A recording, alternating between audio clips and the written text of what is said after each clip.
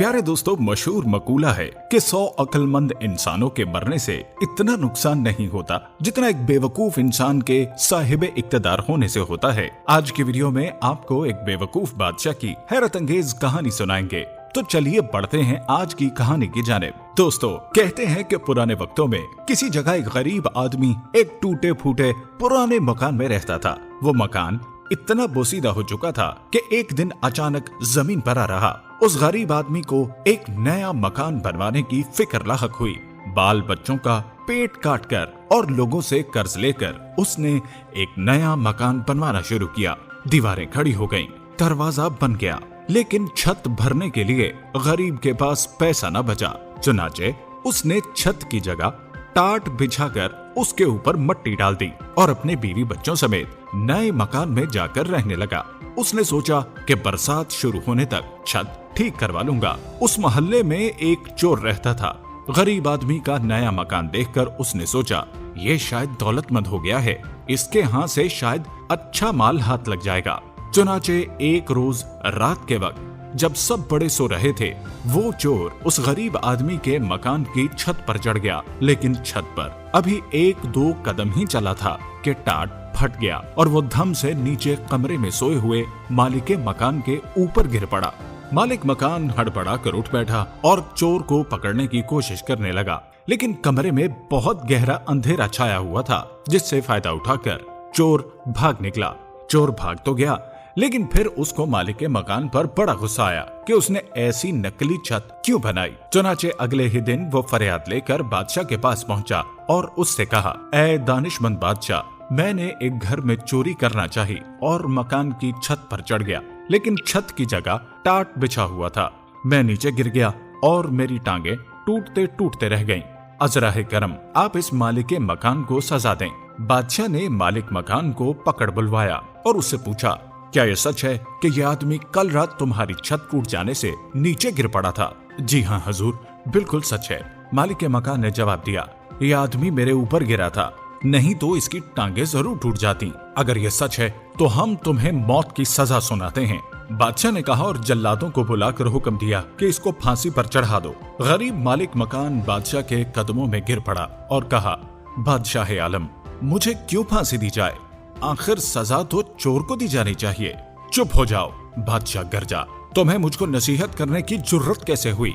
गरीब मालिक मकान ने देखा कि इस तरह बादशाह से इंसाफ की कोई उम्मीद नहीं की जा सकती। उसने बादशाह से कहा, बादशाह आलम, मेरा कोई कसूर नहीं, टाट तो राज मजदूर ने बिछाया है, कसूर उसी का है। उसने खराब टाट बिछा दिए, इसीलिए तो छत टूट गई और चोर नीचे गिर गया। तब बादशाह ने हुक्म दिया कि इसको रिहा कर दिया जाए और राज मजदूर को फांसी पर चढ़ा दिया जाए। बादशाह के सिपाही फौरन जाकर राज मजदूर को पकड़ लाए। जब उसको फांसी के फंदे के नीचे खड़ा कर दिया गया तो उसने कहा, मुझे बादशाह से कुछ अर्ज करना है। बादशाह ने इजाजत दी तो उसने कहा, बादशाह आलम, मेरा कोई कसूर नहीं है, सारा कसूर इस आदमी का है जिसने वो टाट बनाए हैं। अगर उसने टाट पक्के और मजबूत बनाए होते तो उन पर कोई भी चलता, वो ना फटते। बादशाह के हुक्म पर राज मजदूर को भी छोड़ दिया गया और टाट बनाने वाले को पकड़ कर लाया गया। उसे बादशाह के सामने पेश किया गया तो बादशाह ने उससे पूछा, क्या टाट तुमने बनाए थे? जी हाँ हुजूर, मैंने ही बनाए थे, उस आदमी ने जवाब दिया। तब तो सारा कसूर तुम्हारा है, बादशाह ने गर्ज कर कहा और उसने उसे फांसी पर चढ़ाने का हुक्म दे दिया। बादशाह सलामत, मैं आपसे कुछ जरूरी बात अर्ज करना चाहता हूँ। टाट बनाने वाले ने कहा, बात यह है कि मेरे बनाए हुए टाट हमेशा बड़े पक्के होते थे, लेकिन जिस वक्त मैं ये टाट बना रहा था उसी वक्त मेरे एक पड़ोसी ने, जिसको कबूतर उड़ाने का शौक है, अपने कबूतर उड़ा दिए। वो आसमान में उड़ते फिर रहे थे, कलाबाजियां कर रहे थे। मैं उनका तमाशा देखने लगा। उसका असर मेरे काम पर भी पड़ा और मैंने टाट छदरे और कमजोर बना दिए। कसूर मेरा नहीं बल्कि उसी कबूतरबाज का है। अब बादशाह के हुक्म पर टाट बनाने वाले को छोड़कर कबूतरबाज को पकड़ कर लाया गया। फांसी की सजा सुनकर कबूतरबाज ने बादशाह से कहा, जहां पना, ये ठीक है कि मुझे कबूतर उड़ाकर उनका तमाशा देखने का शौक है, लेकिन इसमें क्या बुराई है? अगर आप मुझे फांसी पर चढ़वा देंगे तो इससे किसी का भला नहीं होगा। किसी बेगुनाह की जान लेने से ये कहीं बेहतर है कि आप चोर ही को कत्ल करा दें, तब लोग चैन और आराम से जिंदगी बसर करने लगेंगे। हाँ ठीक है, बादशाह ने कहा, सारा कसूर चोर ही का है। और उसने हुक्म दिया, चोर को पकड़ कर लाया जाए और उसको फांसी पर चढ़ाया जाए। जल्लाद फौरन चोर को पकड़ कर लाए और उसको फांसी के फंदे के नीचे खड़ा कर दिया। लेकिन मालूम हुआ कि उसका कद जरूरत से ज्यादा ऊंचा है, उसके पांव किसी तरह जमीन से ऊपर नहीं उठ रहे हैं।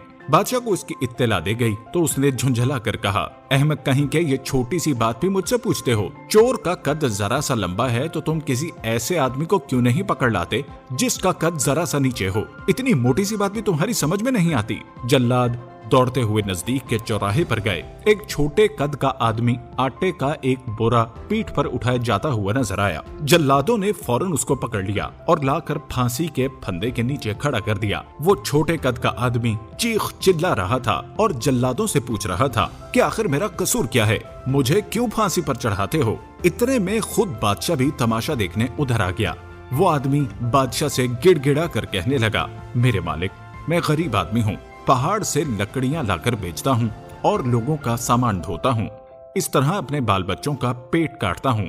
आखिर मैंने कौन सा गुनाह किया है? किस बात के लिए आप मुझे फांसी देना चाहते हैं? अरे अहमद, मुझे इसका क्या पता कि तुम्हारा कोई कसूर है या नहीं, बस किसी आदमी को फांसी पर चढ़ाना है। मैं एक चोर को फांसी पर चढ़वाना चाहता था, लेकिन मालूम हुआ कि उसका कद जरा ऊंचा है और उसके पांव जमीन से ऊपर नहीं उठ पाते, लेकिन तुम्हारा कद बिल्कुल मुनासिब है। छोटे कद वाले आदमी ने गिड़गिड़ा कर कहा, बादशाह आलम, कसूर किया है लंबे कद के चोर ने और आप फांसी पर चढ़ाते हैं छोटे कद के एक बेगुनाह बेकसूर गरीब आदमी को। ये भी कोई इंसाफ है? चोर जरूरत से ज्यादा लंबा है तो उसके पांव के नीचे एक गड्ढा खुदवा दीजिए, फिर सब ठीक हो जाएगा। उसकी बात बादशाह को पसंद आई, उसने ऐसा ही करने का हुक्म दिया। जल्लाद दोबारा चोर को पकड़ लाए। उन्होंने उसको फांसी के फंदे के नीचे खड़ा करके गले में फंदा डाल दिया और उसके पांव के नीचे गड्ढा खोदने लगे, मगर चोर था कि बराबर कहे जा रहा था, जल्दी करो, मुझे देर हो रही है। बादशाह को बड़ा ताज्जुब हुआ। उसने पूछा, अरे तू मरने के लिए इतना क्यों बेताब हो रहा है? बादशाह आलम, चोर ने जवाब दिया, अभी अभी जन्नत का बादशाह मर गया है। उसने मरते वक्त ये वसीयत की है, जो सबसे पहले जन्नत में दाखिल हो उसको मेरी जगह बादशाह बना दिया जाए। वहाँ बादशाह का तख्त अभी खाली है, अगर जल्दी से फांसी पर लटका दिया जाऊं तो मुमकिन है मैं सबसे पहले जन्नत में पहुंच जाऊं और शाही तख्त पर बैठ जाऊं। बादशाह के दिल में लालच और हसद की आग भड़क उठी। भला जन्नत का बादशाह बनना छोटी बात है? चुनाचे उसने फौरन जल्लादों को हुक्म दिया, चोर को रिहा कर दो और मुझे फांसी पर चढ़ा दो। बादशाह के हुक्म की तामील होनी ही चाहिए थी। चुनाचे फौरन बादशाह को सूली पर चढ़ा दिया गया। प्यारे दोस्तों, आपने इस बेवकूफ बादशाह की ये दिलचस्प कहानी मुलाहिजा की। उम्मीद करते हैं कि आपको आज की ये कहानी बहुत पसंद आई होगी। ऐसे ही मजीद कहानियां सुनते रहने के लिए हमारे चैनल उर्दू बुक समरीज को लाइक और सब्सक्राइब करना हरगिज मत भूलिएगा।